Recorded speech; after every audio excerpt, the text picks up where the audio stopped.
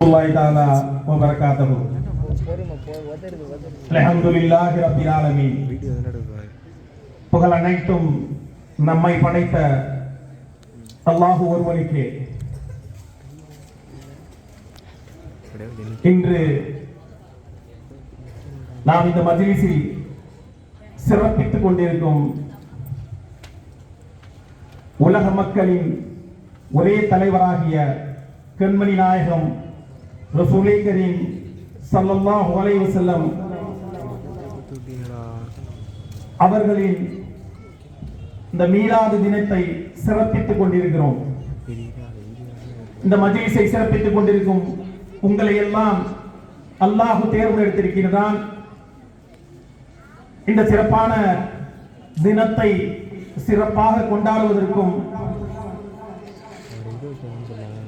கண்மணி நாயகம் ரசூலே கரீம் ஸல்லல்லாஹு அலைஹி வஸல்லம் அவர்களுடைய சிறப்புகளை பற்றி நாம் அறிந்து கொள்வதற்கும் இது போன்ற நிகழ்வுகளை நாம் தொடர்ந்து நடத்த வேண்டும்.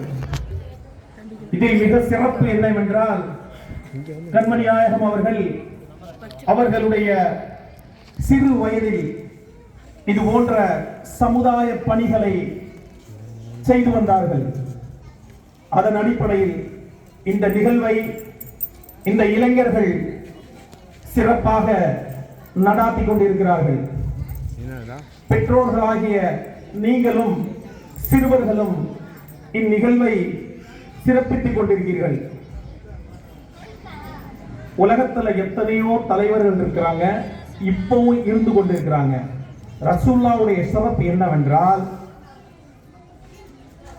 அவர்கள் இவ்வுலகத்திற்கு வந்தது நமக்கு மாத்திரம் தலைவர்களாக அல்ல, ஒட்டுமொத்த சமுதாயத்தின் தலைவர்களாக இந்த கியாமத் நாள் வரை நீடித்துக் கொண்டிருக்கிறார்கள். நாம் யாரையாவது ஒரு ரோல் மாடலாக எடுத்துக்கொள்ள வேண்டும் என்றால்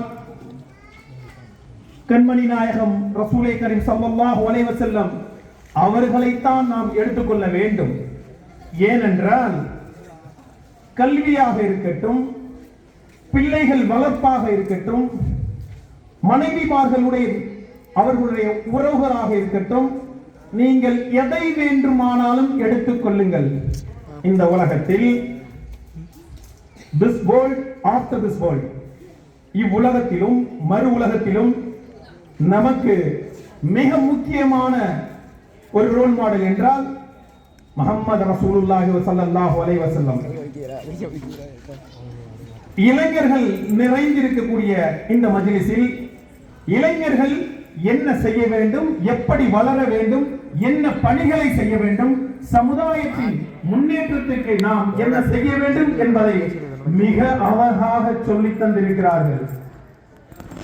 இவ்வுலகத்தில் பிறக்கும் பிள்ளைகள் அனைவரும் நல்ல பிள்ளைகளாகத்தான் பிறக்கிறார்கள். அவர்கள் வளரும் விதமும் வளர்க்கப்படும் விதமும் பெற்றோர்களாகிய நாம் தான் அவர்களை சரியான பாதையில் வழிநடத்தி செல்ல வேண்டும். Education is the most powerful weapon in this world after this world. கல்வி என்பது இவ்வுலகத்திற்கும் மறுமை உலகத்திற்கும் மிக சிறப்பானது. கண்மணி நாயகம் ரசூல் ஸல்லல்லாஹு அலைஹி வஸல்லம் அவர்களிடத்தில் ஜிப்ரீல் அலைஹிஸ்ஸலாம் வந்து குர்ஆனை தந்த பொழுது எந்த ஒரு வசனம் இறங்கியது? இக்ரா பிஸ்மி ரப்பிக்கல்லதி ஹலக் ஹலக்கல் இன்சான மின் அலக். படியுங்கள், எழுதுங்கள், படியுங்கள், எழுதுங்கள். அதைதான் அல்லாஹ் இவ்வுலகத்தில் முதலில் இறக்கினான். இன்று நமது சமுதாயம் எந்த சூழலில் இருக்கிறது என்று உங்கள் அனைவரும் அறிந்த விஷயம். அதிலும் நாம் அமர்ந்திருக்கும் இந்த கூத்தாநல்லூர், சின்ன Singapore, it's a best place for education. ஒரு சரியான சூழலை பெற்ற ஒரு ஊர். பள்ளி படிப்பாகட்டும், கல்லூரி படிப்பாகட்டும் சிறப்பாக செய்வதற்கு எல்லா கட்டமைப்பும் இப்பொழுது இருக்கிறது. 90s பிறகு 90களுக்கு பிறகு அல்ஹம்துலில்லாஹ் ரப்பில் ஆலமீன் ஒவ்வொரு வீட்டிலும் ஒரு கணக்காளர், ஒரு பொறியாளர், ஒரு டாக்டர், அந்த சூழலில் நாம் இருந்து கொண்டிருக்கிறோம். அது மாத்திரம் போதாது.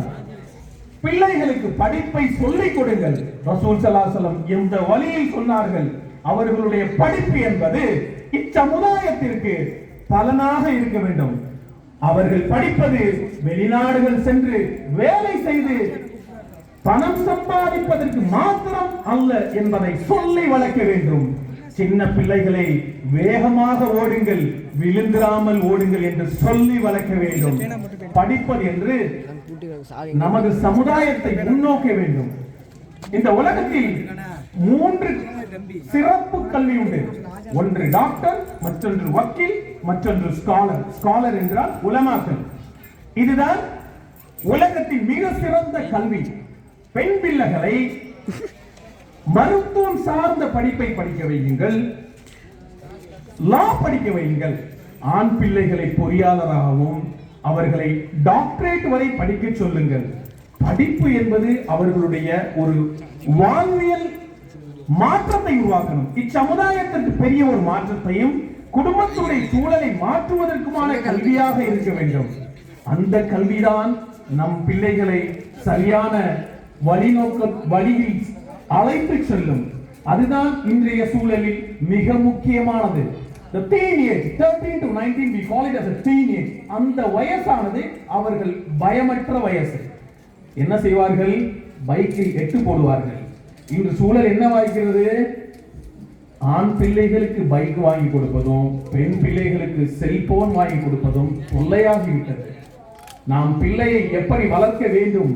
நம் பெற்றோர்கள் எந்த சூழலில் வெளிநாட்டில் சம்பாதிக்கிறார்கள் என்ற கஷ்டத்தை சொல்லி பிள்ளைகளை வளர்க்க வேண்டும். அன்புக்குரிய தாய்மார்களே, சகோதரிகளே, உங்களிடத்தில் ஒரு அன்பு கட்டளையாக சொல்கிறேன். வெளிநாடு வாழ்க்கை என்பது சுகமானதல்ல, சுமையானது. வெளிநாடு போக வேண்டாம் என்று நான் சொல்லவில்லை. அவர்கள் வெளிநாடு வர வேண்டும், அது ப்ரொபஷனலாக வர வேண்டும். ஒரு ஐஎஃப்எஸ் ஆபீசர், ஒரு டாக்டர், ஒரு பொறியாளர், அவருடைய அறிவுத்திறன் சிறப்பாக இருக்க வேண்டும். நாளை அவர் திருமணம் செய்யும் காலகட்டத்தில் அவர் மனைவியுடன் சேர்ந்து வாழக்கூடிய சூழலை இருக்க வேண்டும். அவருடைய சம்பாத்தியம் அது போன்று இருக்க வேண்டும். வெறுமனே வெளிநாடு சென்று என் பிள்ளை சிங்கப்பூரில் இருக்கிறது, துபாயில் இருக்கிறது என்று பெருமைப்படுவதில் எந்த ஒரு அர்த்தமும் இல்லை. இன்றைய காலகட்டத்தில் நம்மளுடைய வாழ்க்கை தரம், காஸ்ட் ஆஃப் லிவிங் எந்த சூழலில் இருக்கிறது என்று நாம் எல்லோரும் அறிவோம். இங்கு சொன்னார்கள் இல்லையா, என்னுடைய பெயரை சொல்லி ஒரு இக்லாஸ் IAS அகாடமி என்று சொன்னார்கள். இந்த அகாடமி செய்து கொண்டிருக்க பணி என்னவென்றால், யூஜி முடித்தவர்களையும் பிஜி முடித்தவர்களையும் நாம் அரசு துறையில் அதிகாரிகளாக ஆக்குவதற்கு முயற்சிகள் செய்து கொண்டிருக்கிறோம். உங்களிடத்தில் எந்த பணமும் நாம் கேட்கவில்லை. உங்களுடைய பிள்ளை யூஜி படித்திருக்கிறார்களா, பிஜி படித்திருக்கிறார்களா? ஆண் பிள்ளைகளை எங்களிடத்தில் கொடுங்கள். சென்னையில் தங்க வைத்து, ஹார்ட் ஆஃப் சிட்டி மவுண்ட் ரோடில் தங்க வைத்து அவர்களை அரசு அதிகாரிகளாக ஆக்கி விடுகிறோம். பெண் பிள்ளைகளுக்கு ஆன்லைன் வழியில் கல்வியை சொல்லிக் கொடுக்கிறோம். அதுதான் நாங்கள் கடந்த 2012 முதல் செய்து கொண்டிருக்கிறோம். கூத்தாநல்லூரில் இயங்கிக் கொண்டிருக்கும் ஒரு பள்ளியில் ஒரு அறையை தந்தார்கள். நாம் இருந்து பிள்ளைகளை ரெஜிஸ்ட்ரேஷன் பண்ணுவதற்காண்டி நாம் அங்கு இருந்த சமயத்தில் ஒரு பிள்ளையும் ரெஜிஸ்டர் செய்யவில்லை. நான் இங்கு இருக்கக்கூடிய பல தெருக்களில் போய் விளையாண்டு கொண்டிருக்கிற அந்த பிஜி யூஜி படித்த பிள்ளைகளிடம் சொன்னோம். யாரும் புரிந்து கொள்ள சூழலில் இல்லை. பெற்றோர்களாகிய தாய்மார்களே, உங்களுடைய கடமை, உங்கள் பிள்ளை காலையில் ஃபஜர் தொழுகை போகிறாரா என்று பாருங்கள். எவர் ஒருவர் ஃபஜருடைய முதல் தொழுகையை முதல் 2 சப்புகளில் தொழுகிறாரோ அவருடன் அல்லாஹ் கூட இருக்கிறான் என்று சொல்கிறான். ஹக்குலேக்கின் நம்பிக்கை நம்ம personal attitude will make you 100% success, especially for the இளைஞர். உங்களுடைய நற்பண்புகளும் நற்குணங்களும் உங்களை உயர்த்தி செல்லும். அதுதான் படிப்பு. டிகிரி என்பது ஒரு paper, it's a paper, but ultimately உங்களுடைய பழக்க வழக்கங்கள் உங்களை உயர்த்தி செல்லும். பெற்றோர்கள் உங்களுடைய வெற்றியில் தான் சந்தோஷம் கொள்கிறார்கள். அவரை சீ என்று கூட ஒரு வார்த்தையை சொல்லிவிடாதீர்கள். அல்லாஹ் குர்ஆன்ல பல இடத்துல சொல்லியிருக்கான். ரசூல் ஸல்லல்லாஹு அலைஹி வஸல்லம் எது மாதிரி வாழ்ந்தார்கள். இன்னைக்கு உலகத்தில் ஒரு புக் இருக்குது, The top 100 அந்த புக்கை எழுதினது ஒரு யூதன். அதுல யாரு நம்பர் 1? கண்மணி நாயகம் ரசூலே கரீம் ஸல்லல்லாஹு அலைஹி வஸல்லம் அவர்கள் தான் முதலிடத்தில் இருக்கிறார்கள். இன்று நாம் அவர்களுடைய பிறந்த தினத்தை கொண்டாடி கொண்டிருக்கிறோம். பல்வேறு கருத்துக்கள் இருக்கலாம், இது வேணுமா வேண்டாமா என்று பல்வேறு கருத்துகள் இருக்கலாம். ஆனால் இன்றைய சூழலில் இது வேணும். கூத்தாளர்களுடைய சிறப்பே ரசூல் ஸல்லல்லாஹு அலைஹி வஸல்லம் பிறந்த தினத்தை ஒவ்வொரு தெருக்களிலும் இது போன்ற இளைஞர்கள் நின்று சிறப்பித்துக் கொண்டிருப்பது என்பது மிக மற்ற மகிழ்ச்சியை தருகிறது. அதுதான் வேணும். இன்ஷா அல்லாஹ் வரக்கூடிய காலகட்டத்தில் இதை தாண்டி இன்னும் சிறப்பாக நீங்கள் செய்ய வேண்டும் என்று இத்தருணத்தில் உங்களை வாழ்த்தி இங்கு வாய்ப்பளித்த இந்த ஜமாத்தார்களுக்கும் இதை நடாத்தி கொண்டிருக்கும் இளைஞர் சமுதாயத்திற்கும் ஜஸாக்குமுல்லாஹ் என்ற நன்றியினை கூறி எனது சிற்றுரையை முடித்துக் கொள்கிறேன். வாஹில் தவானா வல்ஹம்துலில்லாஹி ரப்பில் ஆலமீன். ஒரு அன்பான வேண்டுகோள், நான் பக்கத்து கிராமத்தை சார்ந்த பூதமங்கலம் தான். யாரும் யூஜி படித்த பிள்ளைங்க, பிஜி படித்த பிள்ளைங்க உங்களிடத்தில் இருந்தால் எங்களிடத்தில் கொடுங்கள். அவர்களை அரசு அதிகாரியா ஆக்க வேண்டிய பொறுப்பில் நாங்கள் இருக்கிறோம். எந்த பணமும் உங்களிடத்தில் நாங்கள் கேட்கவில்லை.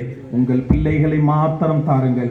இன்ஷா அல்லாஹ், அல்லாஹ் நாடினால் நாளை அவர்களும் ஆட்சி அதிகாரத்திலும் அரசியலிலும் அவர்கள் சிறப்பிப்பார்கள், நம் சமுதாயத்தை மேம்படுத்துவார்கள். ஏனென்றால் இன்றைய சூழலில் நமது சமுதாயத்திற்கு பொருளாதாரத்திலும் கல்வியிலும் நாம் மேம்பட வேண்டும் என்று அன்பு கட்டளையாக இந்த தருணத்தில் கூறி விடைபெறுகிறேன். நன்றி. அஸ்ஸலாமு அலைக்கும் வரஹ்மத்துல்லாஹி தஆலா வ பரகாத்துஹு. வலைக்கும் அஸ்ஸலாம் வரஹ்மத்துல்லாஹி வ பரகாத்துஹு. அல்ஹம்துலில்லாஹ். மாணவிகளுடைய போட்டி ஆரம்பம்.